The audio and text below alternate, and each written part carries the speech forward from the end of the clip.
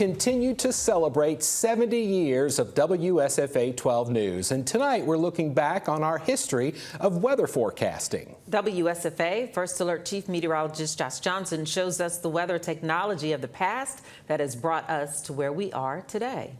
This year marks 70 trips around the sun for WSFA 12 News. That's a lot of, well, everything. A lot of work, a lot of newscast, and a lot of weather. The weather isn't the only thing that's changed over WSFA's 7 decades. From the early days of Heinz Walters and Ralph Williams till today, weather coverage has changed dramatically. Someone who saw many of those changes firsthand, former WSFA Chief Meteorologist Rich Thomas.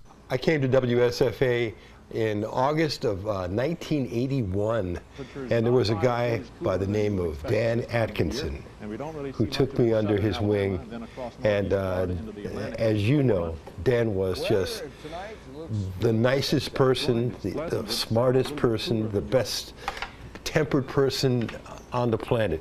And he showed me the ropes. But those ropes were very different back in those days. The only technology we had at the time was something called a NOAA weather wire. It's a teletype machine, and it printed miles and miles of teletype. And the 1980s were busy weather-wise. One of Montgomery's deadliest tornado days unfolded on May 3rd, 1984. Back on that day, we actually lost power in the building. So I was on the air on the news set, and the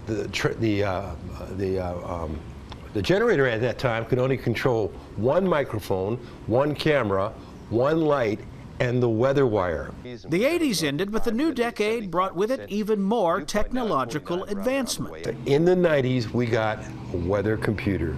And boy, did that change everything. Then, in the 90s, WSFA got the first Doppler radar.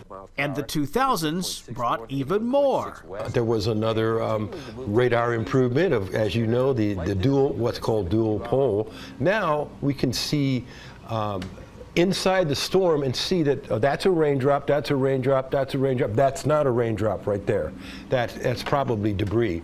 What's next? Only time knows. But one thing is certain. I don't know how it could get a whole lot better, but it will.